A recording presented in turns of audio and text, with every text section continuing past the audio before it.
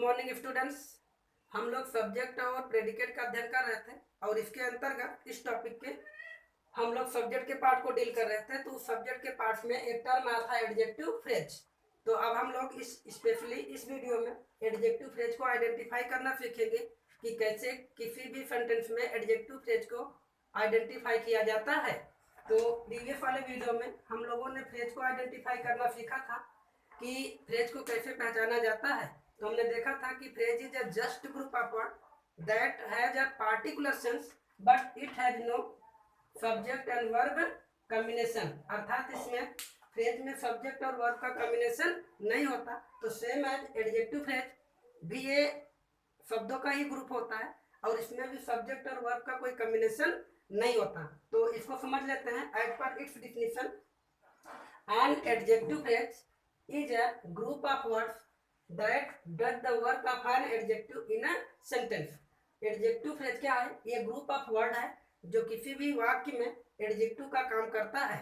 अब एडजेक्टिव क्या काम करता है? डियर स्टूडेंट्स, एडजेक्टिव किसी भी नाउन या प्रोनाउन को क्वालिफाई करता है। एडजेक्टिव क्या करता है? किसी भी नाउन या प्रोनाउन को क्वालिफाई करता है। अर्थात ये नाउन या प्रोनाउन की विशेषता को क्या करता है? बताता है। तो एडजेक्टिव फ्रेज भी क्या करेगा? ये भी नाउन या प्रोनाउन की विशेषता को क्या करेगा? बताएगा। जैसे हम एग्जांपल लिखें, this is a white cat, this cat is white. अब आप देख रहे हैं कि यहाँ पर हमने दो तरह के सेंटेंस लिख दिए हैं। This is a white cap and this cap is white. अब आप देख रहे हैं कि कैप एक क्या है? नाउन है और इस नाउन से पहले क्या आया है? वाइट। वाइट मतलब सफेद। अर्थात इस कैप की ये विशेषता है कि कैप इज वाइट। कैप कैसी है? वाइट है। तो ये आपका क्या है? एडजेक्टिव है। यहां देख लेते हैं, सेंटेंस लिखा है this cap is white. This cap, यह कैप क्या है? वाइट है। ये आपका वाइट एडजेक्टिव है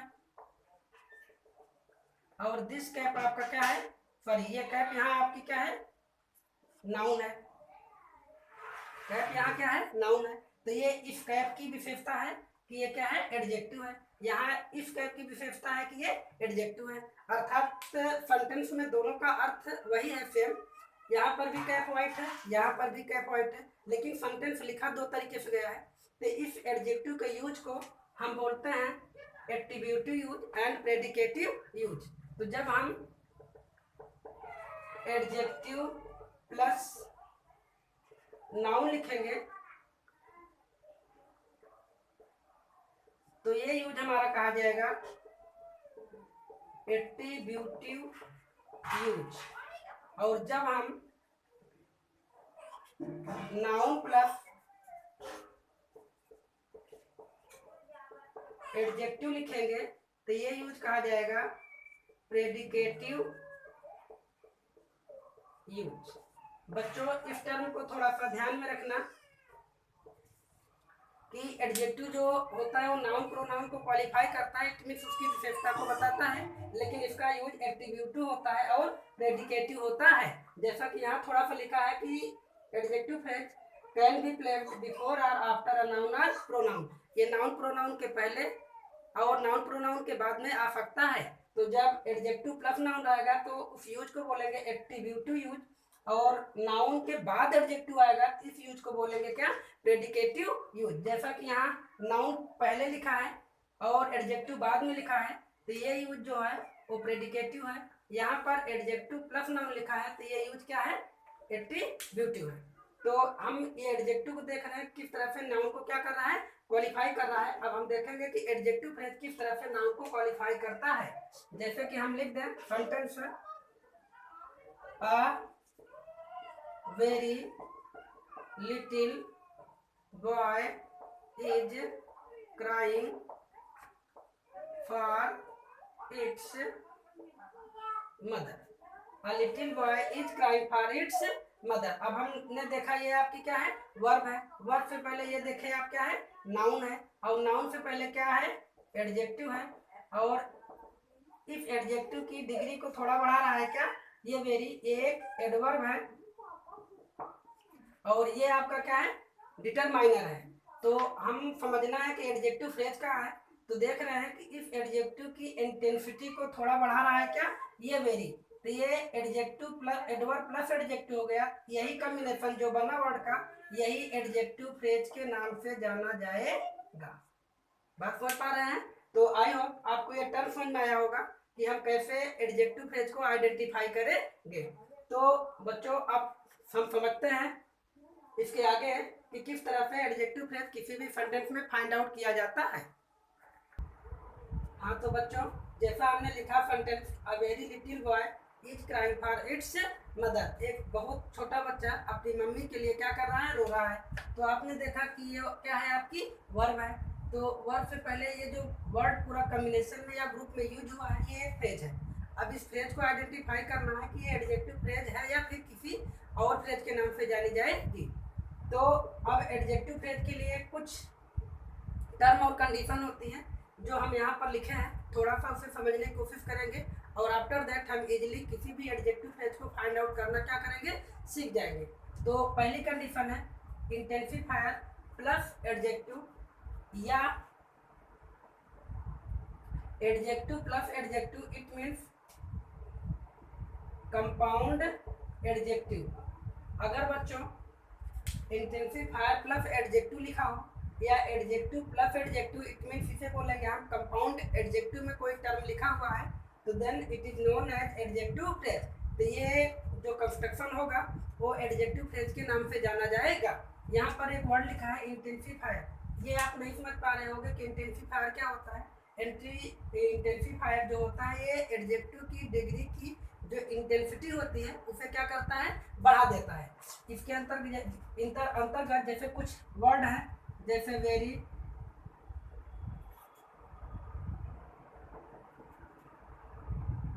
Fairlie, extremely, far, much, to,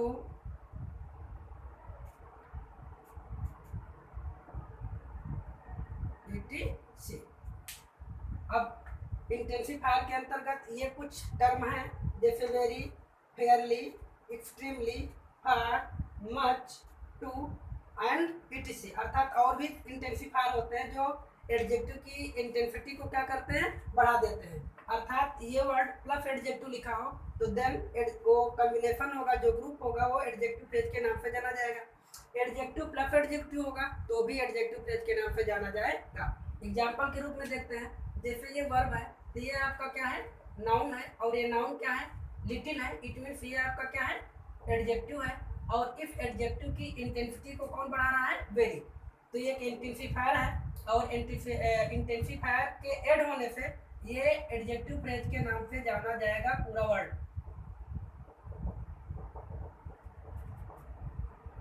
I hope you are getting my point कि जब इंटेंसिफायर प्लस एडजेक्टिव होगा, जैसे ये इंटेंसिफायर प्लस एडजेक्टिव, तो देन ये जो ग्रुप ऑफ वर्ड है it is known as adjective phrase.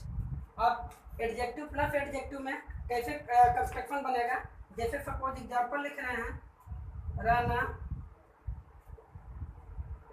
Pratap was brave and courageous. Rana Pratap was brave and courageous. Rana Pratap क्या थे, ब्रेव थे और करेजियस थे। अर्थात ये ब्रेव एडजेक्टिव है, कॉम्बिनेशन कंपाउंड कंजक्शन लिखा है क्या, एंड उसके बाद क्या लिखा है, फिर एडजेक्टिव लिखा है। अर्थात ये एडजेक्टिव प्लस क्या है, एडजेक्टिव है। तो देन ये जो ग्रुप ऑफ वर्ड है it is also known as adjective phrase. ये भी एडजेक्टिव फ्रेज की तरह ही रिकॉग्नाइज किया जाएगा। Please note this one. तो नाउ अब हम लोग इसके दूसरे कंडीशन को समझते हैं कि एडजेक्टिव फ्रेज किस तरह से आइडेंटिफाई किया जाता है। तो dear student, when preposition for the relation between two noun और प्रोनाउन, अर्थात जब कोई भी प्रीपोजिशन दो नाउन या प्रोनाउन के बीच में रिलेशन शो करे तो that prepositional phrase is known as an adjective phrase. तो वो प्रीपोजिशनल फ्रेज भी एडजेक्टिव फ्रेज के रूप में आइडेंटिफाई की जाती है। सपोज जैसे यहाँ हम देखने की कोशिश करेंगे कि एडजेक्टिव फ्रेज कहाँ पर लिखा हुआ है। जैसे ये आपका क्या है, वर्ब है, और वर्ब से पहले ये पूरा का पूरा वर्ड जो लिखा है ये एक फ्रेज है, और ये पार्टिकुलर फ्रेज एक एडजेक्टिव फ्रेज है या कोई और फ्रेज है, ये समझेंगे। तो हम स्पेशली बात कर रहे हैं एडजेक्टिव फ्रेज को आइडेंटिफाई करने के लिए। तो देन कंडीशन है कि when preposition show the relationship between noun और प्रोनाउन, जब दो नाउन प्रोनाउन के बीच में रिलेशन शो करेगा प्रीपोजिशन, तो वो prepositional phrase as an adjective phrase identify की जाएगी। तो ये देखते हैं आपका क्या है, विथ, ये क्या है, एक प्रीपोजिशन है, और इस प्रीपोजिशन के पहले एक देखते हैं क्या है, नाउन है, और इसके बाद देखते हैं ये भी एक क्या है, नाउन है, और इस नाउन की लिए विशेषता है ये लॉन्ग, तो ये तो एडजेक्टिव हो गया। अब हमको क्या करना है, ये नाउन और ये नाउन देखना है कि ये प्रीपोजिशन इनके बीच में संबंध स्थापित कर रहा है। हाँ, जैसा कि आप देख रहे हैं कि ये बॉय है, और इस बॉय का जो हेयर है वो लॉन्ग है, अर्थात ये हेयर किसका है, इस बॉय का है, तो इस हेयर और इस बॉय के बीच में क्या है, रिलेशन है, और वो बता कौन रहा है, ये विथ है। तो ये जो राइट साइड की जो फ्रेज बनी आपकी, यही फ्रेज एडजेक्टिव फ्रेज के नाम से जानी जाएगी। आई होप समझ पा रहे होंगे कि हम कैसे आपको एडजेक्टिव फ्रेज आइडेंटिफाई करना सिखा रहे हैं। नेक्स्ट एग्जांपल लेते हैं, जैसे he is reading a book on animals, he is reading a book on animals, वह किताब जानवरों पर एक किताब क्या कर रहा है, पढ़ रहा है। आप देख रहे हैं कि ये आपकी क्या है, वर्ब है, इधर जो पार्ट लिखा है वो क्या है, आपका सब्जेक्ट है, और ये आपकी क्या है, मुख्य क्रिया है, क्योंकि आईएनजी सॉरी ईजेमार के बाद जो वर्ब आती है वो मुख्य क्रिया के रूप में जानी जाती है। और ये आपका पूरा क्या है, एक ऑब्जेक्ट की तरह आया है कि अगर पूछे कि व्हाट इज ही रीडिंग, तो he is reading a book on animals. अब आप देख रहे हैं कि ये आपका क्या है, एक प्रीपोजिशन है, और ये प्रीपोजिशन इस नाउन और ये भी एक क्या है, नाउन के बीच में संबंध बता रहा है कि ये बुक है तो किस पर लिखी गई है, एनिमल्स के ऊपर लिखी गई है, जानवरों पर लिखी गई है, अर्थात इस बुक में जो डिटेल्स है वो किसके विषय में है, जानवरों के विषय में है। तो ये बता कौन रहा है, ये प्रीपोजिशन बता रहा है। दिस इज व्हाई ये फ्रेज एक एडजेक्टिव फ्रेज के रूप में जानी जाएगी। आई होप बच्चों आपको एडजेक्टिव फ्रेज फाइंड आउट करना समझ में आ रहा होगा। तो इसको भी आप अपने कॉपी पे क्या करें, नोट कर लेंगे। तो इसका तीसरा पॉइंट है बच्चों कि एडजेक्टिव फ्रेज को कैसे आइडेंटिफाई किया जाता है। Present participle form, it means verb की ING form, and past participle form, it means verb की third form is also known as adjective phrase, अर्थात वर्ब की आईएनजी फॉर्म और वर्ब की थर्ड फॉर्म भी एक एडजेक्टिव फ्रेज के रूप में जानी जाती है। तो अब इसको चलो हम समझ लेते हैं कि किस तरह से वर्ब की आईएनजी और वर्ब की third form as an adjective phrase जानी जाती है। तो आप देख रहे हैं कि ये वर्ब प्लस क्या है, आईएनजी है, तो ये वर्ब प्लस आईएनजी जो होती है ये तीन तरह से बिहेव करती है। इसका फर्स्ट फंक्शन जो होता है वो एज अ मेन वर्ब होता है, दूसरा फंक्शन होता है जो वो एज अ नाउन होता है, और तीसरा जो फंक्शन होता है वो एक एडजेक्टिव की तरह होता है। जब ये एडजेक्टिव की तरह होता है तभी इसे प्रेजेंट पार्टिसिपल कहा जाता है, और ये जब नाउन के रूप में होता है तो इसे किस नाम से जाना जाता है, जिरंड, हिंदी में इसे कहा जाता है क्रियावाचक संज्ञा। तो चलो हम इसे एग्जाम्पल के माध्यम से समझ लेते हैं। जब ये वर्ब की आईएनजी फॉर्म मेन वर्ब की तरह बिहेव करती है तो इस वर्ब से पहले बी फॉर्म की वर्ब आती है। बी फॉर्म की वर्ब से मतलब बच्चों is, am, are, was, verb, इस टाइप से कोई ना कोई इसके क्या आएगी, वर्ब आएगी। देन ये वर्ब की ING form as a main verb recognise की जाएगी। जैसे यहाँ आप देख रहे हैं कि ये आपकी क्या है, इज है, ये रीड प्लस आईएनजी है जो रीडिंग है, तो हम देख रहे हैं कि ये वर्ब बी फॉर्म की वर्ब है, और बी फॉर्म के बाद वर्ब की आईएनजी फॉर्म आई है। दिस इज व्हाई ये आपकी यहाँ पर क्या है, ये मेन वर्ब है। Are you getting boys? अगर वर्ब की बी फॉर्म प्लस वर्ब की आईएनजी फॉर्म आ जाएगी तो ये वर्ब की आईएनजी फॉर्म किस रूप में आइडेंटिफाई की जाएगी, एज अ मेन वर्ब के रूप में आइडेंटिफाई की जाएगी। इसको तो हम समझ ही चुके हैं कि ये हमारा क्या है, एक एडजेक्टिव फ्रेज है, क्योंकि प्रीपोजिशन के पहले नाउन है, प्रीपोजिशन के बाद में नाउन है। चलो इसमें देखते हैं, आई वॉच प्लेइंग। अब आप देख रहे हैं कि ये भी आपकी बी फार्म की वर्ब है। इसके बाद क्या आया है, मुख्य क्रिया प्लस आईएनजी आया है, तो ये भी आपकी क्या है, एज ए मेन वर्ब है। समझ पा रहे हैं। दूसरा पॉइंट, ये एज ए नाउन या जीरंड कब होगा, तो आप जानते हैं कि किसी भी वर्ब में वर्ब से पहले और वर्ब के बाद होता है सब्जेक्ट, और वर्ब के बाद होता है क्या, ऑब्जेक्ट। और ये जो नाउन होता है दो ही काम करता है बच्चों, या तो वर्ब का सब्जेक्ट बनता है या तो वर्ब का क्या बनता है, ऑब्जेक्ट बनता है। तो वर्ब का सब्जेक्ट और वर्ब का ऑब्जेक्ट बनने का काम कौन करता है, कोई नाउन या कोई प्रोनाउन। स्पेशली हम लोग बात किसकी कर रहे हैं, नाउन की, क्योंकि प्रोनाउन तो हम इजीली उंगलियों पे आइडेंटिफाई कर सकते हैं, जैसे he, she, it, this, that, I, we, you, they. तो प्रोनाउन तो ऐसे हो गया। नाउन जो होता है वो कैसे होता है, हमने अभी आपको सब्जेक्ट को आइडेंटिफाई करना बताया था, तो बताया था कि वाट के क्वेश्चन से जो वर्ड हमें मिलेगा वो हमारा क्या होगा, सब्जेक्ट, और सब्जेक्ट क्या होगा, नाउन। तो अब यहाँ पर भी इसी तरह से हम वर्ड के क्वेश्चन से इस नाउन को आइडेंटिफाई करने का तरीका क्या करेंगे, देखेंगे। जैसे smoking is good for health. अब ये आपकी क्या है, वर्ब है, और ये क्या है, वर्ब प्लस आईएनजी है। तो हम देखते हैं कि ये मेन वर्ब तो नहीं है। अगर स्टूडेंट्स ये मेन वर्ब होती तो इस मेन वर्ब से पहले क्या आता है, इस टाइप से कोई ना कोई बी वाली फार्म की वर्ब आ जाती। इसके पहले कोई बी की फार्म की वर्ब आई नहीं है, तो ये आपका मेन वर्ब नहीं है। अब देखते हैं कि ये नाउन है कि नहीं है। तो नाउन के लिए देखते हैं कि व्हाट के क्वेश्चन से अगर ये फाइंड आउट होगा तो surely it is a noun. जैसे smoking is good for health, smoking स्वास्थ्य के लिए अच्छा है, सॉरी स्वास्थ्य, smoking is good for health, sorry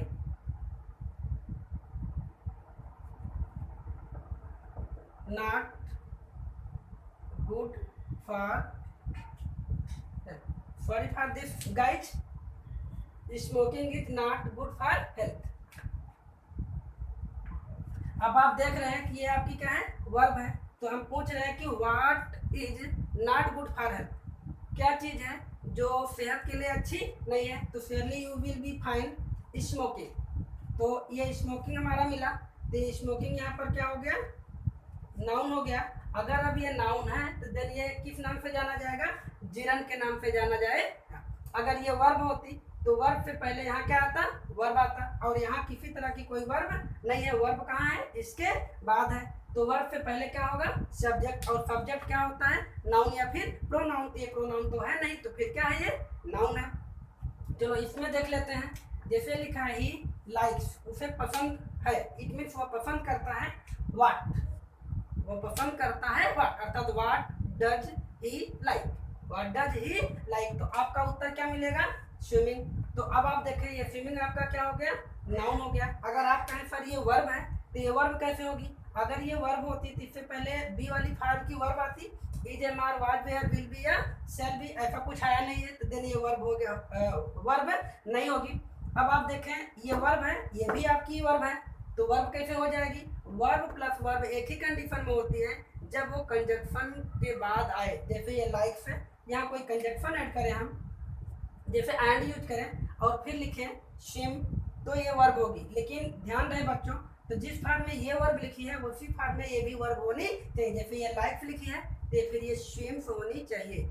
अगर ये लाइकिंग है तो देन ये क्या होगी, स्विमिंग। लेकिन ऐसा भी कुछ नहीं लिखा है, तो देन ये हमारी वर्ब नहीं है, ये हमारी क्या है, एज ए नाउन ट्रीट कर रही है, तो ये हमारी क्या हो जाएगी, जिरंड। अर्थात यहाँ भी जिरंड है और यहाँ भी जिरंड है।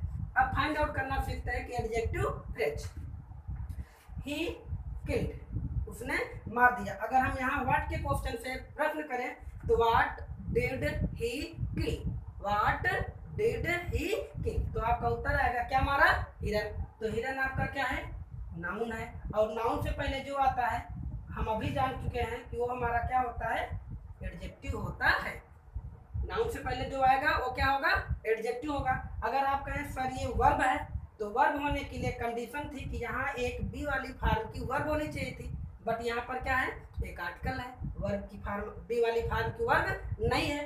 अब अगर ये जिरंड होगा तो जिरंड तुरंत वर्ब के बाद आता, जैसे यहाँ वर्ब है तुरंत आ जाता तो ये जिरंड होता, लेकिन यहाँ जिरंड नहीं है, यहाँ क्या, सॉरी, यहाँ पर क्या है, आर्टिकल है, ये तुरंत नहीं आई है, ये जिरंड भी नहीं है, तब ये क्या है, एडजेक्टिव है, क्योंकि ये इस नाउन की एट्रीब्यूट के बारे में बता रहा है कि द डियर वाज रनिंग, अर्थात जो हिरन मारा गया वो हिरन क्या कर रहा था, दौड़ रहा था, तो this is why it is an adjective phrase. तो बच्चों ये जो वर्ड लिखा है वो हमारा क्या है, एक एडजेक्टिव फ्रेज के रूप में जाना जाएगा। आई होप आपके समझ में आया होगा, तो प्लीज नोट दिस पॉइंट। हाँ तो बच्चों अब हम लोग देख लेते हैं कि वर्ब की थर्ड फॉर्म हमारा एडजेक्टिव फ्रेज के रूप में किस तरह से आइडेंटिफाई की जाती है। तो वर्ब की थर्ड फॉर्म स्टूडेंट्स दो रूप में काम करती है, एक तो ये भी मेन वर्ब जैसा बिहेव करती है, और एक दूसरा इसका जो फंक्शन होता है वो एक एडजेक्टिव फ्रेज की तरह होता है।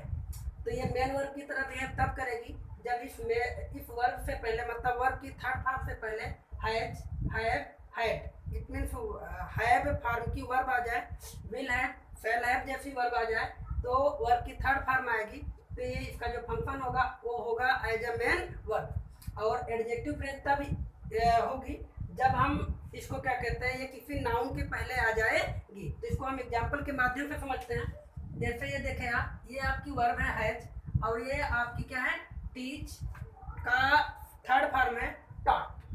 तो हैज के बाद क्या आई है, वर्ब की थर्ड फॉर्म, तो ये वर्ब की थर्ड फॉर्म हमारी क्या है, मेन वर्ब है। इसमें देख लेते हैं, जैसे ही शेप्ड अ वुंडेड डियर, अर्थात ही शेप, ये आपकी क्या है, वर्ब है।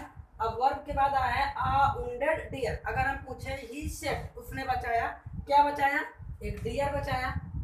डियर आपका क्या है, एक नाउन है, और नाउन से पहले जो वर्ड आता है वो क्या होता है, एडजेक्टिव होता है। अब अगर हम सोचे कि ये वर्ब की थर्ड फॉर्म है, तो इस वर्ब की थर्ड फॉर्म ये तब होती जब इसके पहले इस टाइप से कोई ना कोई वर्ब आती तब, और ऐसा कोई वर्ब यहाँ पर है नहीं, यहाँ पर क्या है, आपका आर्टिकल है। तो दिस इज वाई ये जो फ्रेज बना ये एक एडजेक्टिव फ्रेज के रूप में जाना जाएगा। दूसरा समझ लेते हैं, जैसे ही वुंडेड मी, ही वुंडेड मी। अब आप देख रहे हैं कि अगर इसको हम ऐसा लिख दें, ही हैज वुंडेड मी, ये वर्ब की हैज है फॉर्म है फॉर्म, और ये आपकी क्या है, वर्ब की थर्ड फॉर्म। तो ये वर्ब की थर्ड फॉर्म यहाँ आपकी किस तरह से बिहेव कर रही है, एज ए मेन वर्ब। तो बच्चों आई होप कि आपको वर्ब की थर्ड फॉर्म का एडजेक्टिव वाला रूप भी समझ में आ गया होगा। तो प्लीज नोट दिस वन।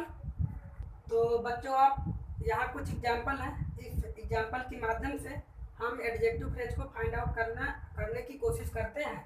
तो जैसा आप यहाँ देखें, वर्ब है, यहाँ वर्ब है, यहाँ आपकी वर्ब है, यहाँ आपकी वर्ब है, और यहाँ आपकी क्या है, वर्ब है। अब वर्ब के पहले या वर्ब के बाद जो एडजेक्टिव फ्रेज लिखा होगा उसे हम समझने की क्या करेंगे, कोशिश। तो पहली कंडीशन कि जब प्रीपोजिशन किसी भी दो नाउन या प्रोनाउन के बीच रिलेशन को बताए तो वो prepositional phrase as an adjective phrase identify की जाती है। तो आप देख रहे हैं, ये टीथ है, एक नाउन है, और ये डॉग एक क्या है, नाउन है। तो इन दोनों नाउन के बीच में ये प्रीपोजिशन संबंध बता रहा है कि कुत्ते का क्या, दांत, दांत कैसा, शार्प। तो दिस इज व्हाई ये आपका जो फ्रेज बना, वर्ड ग्रुप बना, ये एक एडजेक्टिव फ्रेज के नाम से जाना जाएगा। Next one, the boy, sorry the small boy with curly here is laughing. ये आप देख रहे हैं कि ये भी आपका क्या है, प्रीपोजिशन है, और प्रीपोजिशन के पहले नाउन है, और यहाँ भी क्या है, नाउन है। तो ये नाउन, इस नाउन का संबंध ये प्रीपोजिशन बता रहा है, इस वजह से ये भी फ्रेज आपकी क्या होगी, एडजेक्टिव फ्रेज होगी। Got it. Next one is the boy in my English class broke his arm. अब आप देख रहे हैं यहाँ आपका क्या है, प्रीपोजिशन है, और ये प्रीपोजिशन इस नाउन और इस नाउन के बीच क्या बता रहा है, संबंध, कि लड़का कहाँ था, मेरे क्लास में था। तो दिस इज वाई ये पूरा फ्रेज एक एडजेक्टिव फ्रेज के रूप में जाना जाएगा।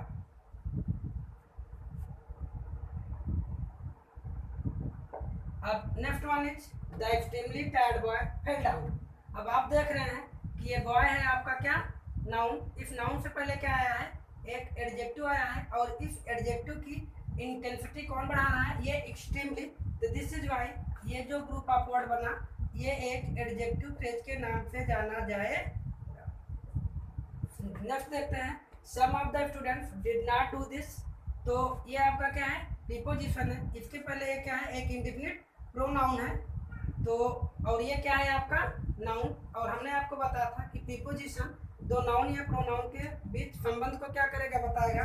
ये जो वर्ड बना, फ्रेज बना, ये आपका क्या बना, एडजेक्टिव फ्रेज बना गया। तो आई होप बच्चों आपको सारी चीज़ें क्लियर हो गई होंगी। तो please note this one and video को बार बार देखना, तो सारी चीज़ें अपने आप क्लियर हो जाएंगी।